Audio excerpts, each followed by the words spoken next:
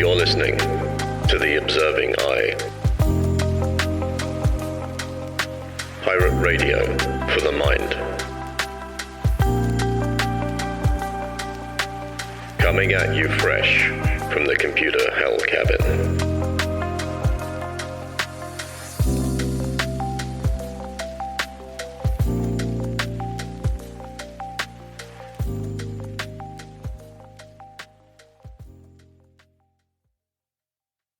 Hello, you beautiful lot. It's Friday, 30th of November. No, it's not. It's Friday, the 10th of November, 2023. And this is episode 38 of The Observing Eye. Coming at you live from the computer hell cabin. As always, I like to begin these episodes with a little bit of self-reflection. So let's take a moment just to contemplate the good things that have happened this week.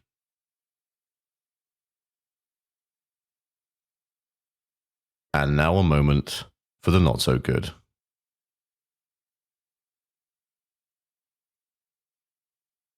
So I was planning on recording this podcast in a new AI thing called Adobe Podcast, which looks really, really cool and has some pretty mad features. But on experimentation, I found the audio quality just wasn't quite up to what I wanted. So I'm sticking with Audition for the time being. And we should keep the audio quality at a consistent level. Hopefully, he says. So yeah, I've been doing a lot of dabbling with AI recently. I think I need to make a podcast about the implications of AI on the human experience. And I think that should be coming down the pipe in the next few episodes because it really is taking my interest at the minute. So we're not going to be talking about AI today. We're going to be talking about something else. And it's something that came up in conversation between myself and a friend of mine about a week or so ago. We were talking around work, as one does. And we both work for ourselves. So we're sort of coming at this from an angle of having a client base. And we look at our work through this sort of lens of, it's a business, which means that revenue becomes quite a big component of our thinking. Now we're talking about work and we're discussing the importance of meaning in our work. And my thoughts were that for me, it becomes a balance between meaning and revenue. Okay. Now, much to my surprise, my friend immediately says, write that shit down. Like, you need to do a podcast about this shit. Like, that's ridiculous. I felt that it was a fairly innocuous statement at the time. But having thought about it, I guess he's probably right. And it is mildly comforting to know that sometimes I have these moments of insight, allegedly. But I've always found that, and I think this has been a component of my outlook since I started working. And I started working probably about 25 years ago, I guess, thereabouts. And meaning has always been massively, massively important when it comes to work for me. I've always found that my happiness in my work was derived majoritively from a sense of meaning that I got from it. So like the most meaningless job that I ever had, and I'm not going to name any names in any of this at all, because, it's just not the done thing. The most meaningless job, not that the job was meaningless, but that I found no meaning or purpose in it. I was working for a financial firm in London, sort of early mid-2000s, I guess. And the money was good, finance firm, mid-2000s, yeah, money was good. But I had this kind of deep vacuousness within myself that made me genuinely unhappy. I couldn't quite discern what I was doing every day, the thing that I was investing a huge amount of my time in, how that was being of benefit, really. And when I say being of benefit, I guess I would say being of benefit to the wider whole, to the community as a group.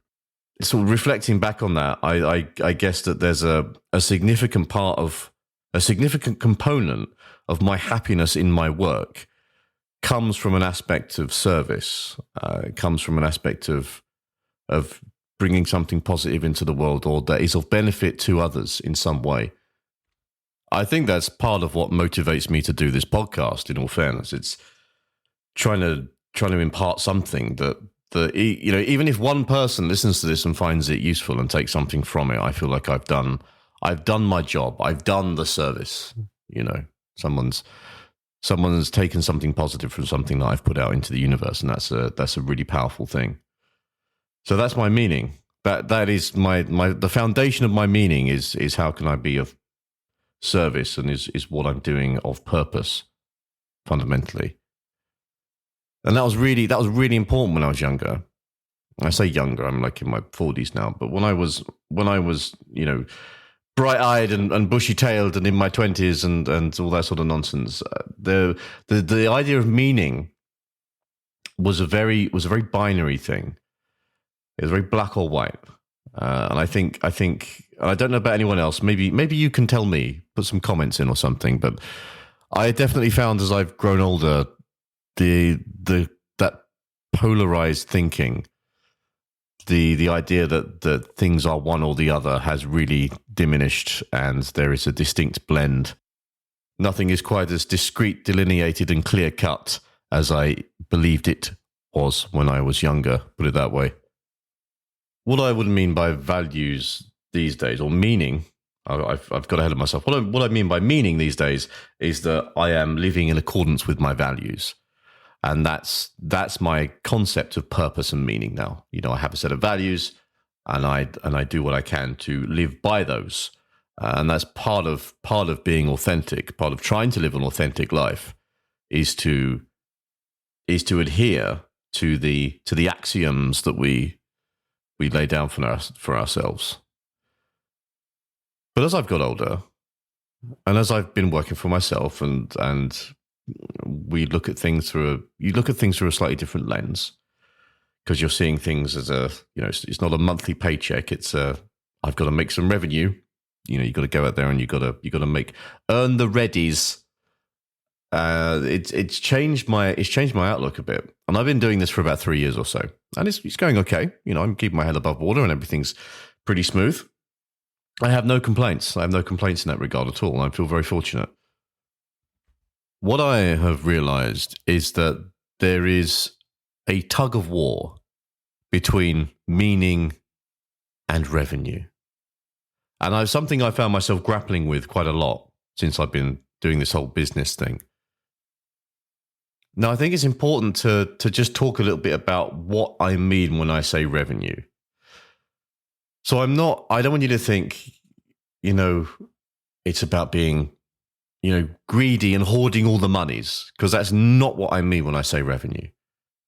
For me, revenue is stability. Revenue is comfort. Revenue is me not having to shit the bed when a surprise bill turns up, or the boiler breaks, or the car needs a new gastro sprocket, or whatever cars need to make them work. It enables me a certain amount of safety and security. It also becomes kind of a benchmark that I can use to measure how well my business is doing. If the revenue's up, then I know that I must be doing a good job, because people are paying me for the work that I'm doing, and they're keeping me around to do more work. So they're clearly liking the stuff that I'm doing. And it's a nice little boost. Not that I'm not about promoting the ego, but it's a rewarding thing to think, I've put all this effort into something, and, this is coming to fruition, and this is some good shit, and I'm happy about this. And it motivates me to want to do more and do better and inject more energy back into that system. So it becomes like a self-fulfilling prophecy. So that is what revenue is to me. Revenue isn't about being greedy. It's not about being like Scrooge McDuck diving into a giant vat of coins, and instead of ending up all mangled because he's hit a bed of metal, he dives into it like some crazy Taoist master disguised as a duck in a top hat. And I think Scrooge McDuck rant to one side. I think that's where I went wrong when I was younger. And I think that hindered me a lot when I was younger, in that I always perceived the pursuit of revenue, or, for want of a better word, the pursuit of wealth, as an amoral action. I've always been a little bit of a hippie, right? So I've always considered it to be that. Wealth, material things, they are amoral. We need to be, what's the word? We need to be frugal and generous and give away the things to those that need them more. But then I sort of realized that this thinking doesn't enable us to be of service in the fullest possible way that we can. Now, why is that? There's a question for you. And I appreciate that I may have lost some of you at this point. You may be all like, this is absolute nonsense, David. I'm not listening to any more of your noise. I'm turning off the wireless and I'm going into the bomb shelter. But for those of you who remain, just hear me out for a second. I watched, and I can't remember who it is, and this always happens. I was watching someone speaking about philanthropy. I actually said that word the first time. Philanthropy. That was impressive. There's someone talking about fuck's sake. Someone talking about philanthropy. And he was at a university, and he was talking to a group of people in their early 20s. And they, much like I did at that time, had the mindset that the generation of revenue was indicative of greed. It was an amoral action. Now, he had made a very interesting point when he was addressing the audience. And he said, if you want to go and help people, if you want to be of service to others, then it's a damn sight easier to be of service if you've got some money to be able to help them in the first place. And that really resonated with me, and it really played into that aspect of meaning and into my value system. And I think it was watching that which gave me this epiphanical kind of moment whereby I could, in good conscience, say that the generation of revenue could now marry up with my own value system because I'd found a way to integrate it into that system. And all it took was a change in my perspective. You see, this is where the lines get a little bit blurred again when I talk about revenue and meaning. In a way, I shouldn't have called this podcast Meaning versus Revenue. I should have called it Meaning and Revenue, because I genuinely believe that the two can coexist together at the same time. And it's all about balance. It's all about balance. Now, as I mentioned earlier, I am very, very against the acquisition of wealth for the sake of the acquisition of wealth. That is not what I'm about at all. Revenue, as we mentioned, is a safety net. Now, when any of us are in a position where we are in a state of comfort, where we have a safety net, it frees up a certain amount of cognitive load for us to be able to go and do other things for others. When we are struggling, when we are stressed, when we are anxious and we are concerned, and our fundamental aspect of safety is put in jeopardy, we've got no time, no energy at all to expend on looking at the external, looking at others. Because rightly so, we are engaged in making sure that we are okay. And that is completely understandable. There's nothing wrong in doing that whatsoever. But when we do have that energy, for me, I find meaning in being of service to others because I've got the energy and the capacity to do so. It's about giving back to the universe. It's about reciprocity, paying it forward. That's how I've been able to interweave the idea of revenue, which I once saw as this very starkly unpleasant thing, with meaning and how I've brought it into my value system. It is, however, a fine balancing act because, of course, it's not just revenue that I'm talking about when it comes to integrating it into meaning. Meaning is a very, very important aspect in all of our lives, a sense of purpose, a sense of doing something that aligns with our value system. So I'm fortunate that I've been able to align revenue with meaning to an extent.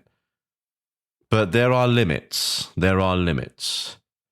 If I were to be offered a position or a contract, a role, whatever you want to call it, for a very large sum of money, and the role directly contradicted my value system, I'd tell you to shove that up your ass. Revenue should never outweigh meaning. But equally, looking at this from a safety and survival perspective, we need to have a certain amount of money in order to survive. So it becomes a balance. We can't go all in on meaning and fuck revenue, and we can't go all in on revenue and fuck meaning. Because what we can't forget is the context of the society in which we live. And the society in which we live demands that we have a certain amount of money to buy food and pay for shelter and electricity and Netflix and the internet and all the important things. I guess what I'm trying to get across in a very ambly wanderings around the sort of houses kind of way is don't shoot yourself in the foot because you feel that meaning is the be-all and end-all. And equally, don't be an asshole and think that revenue is more important than meaning, because you'll be a miserable fuck, I guarantee it. And you'll have a deep, empty, dark, vacuous chasm in your soul when the Reaper comes for you at the end of your existence. So it's all about balance. And you've got to find what works for you. And it is anything that I've learned in my 25 years of working and trying to find some balance between meaning and revenue.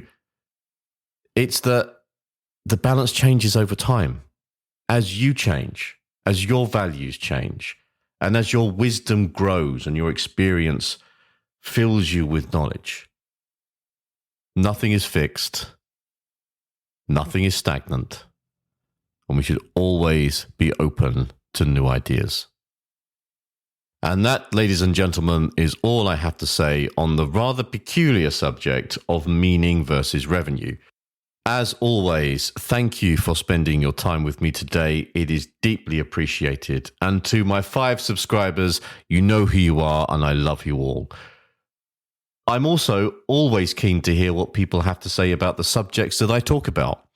So if you want to get in touch, if you want to leave a comment, if you want to ask a question, then there's a couple of ways that you can do that.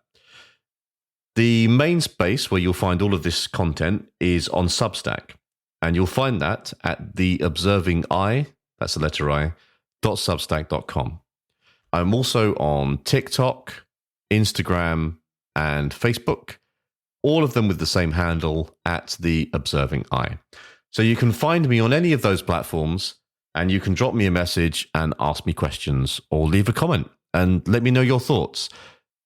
As it's Friday, I always like to wish you all a wonderful weekend. I hope it is rejuvenating, restful, and not overly rambunctious.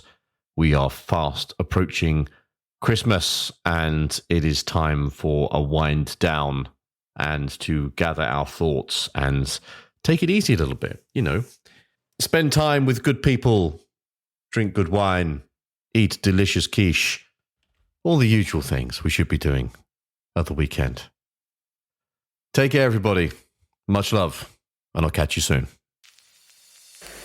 You've been listening to The Observing Eye. Thanks for spending some time with me today. I hope that you found it useful.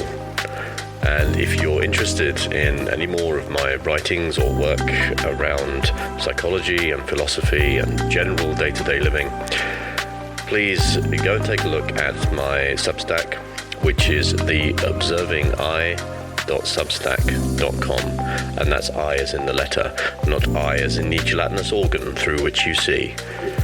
Take care, everybody. Much love, and I'll see you soon.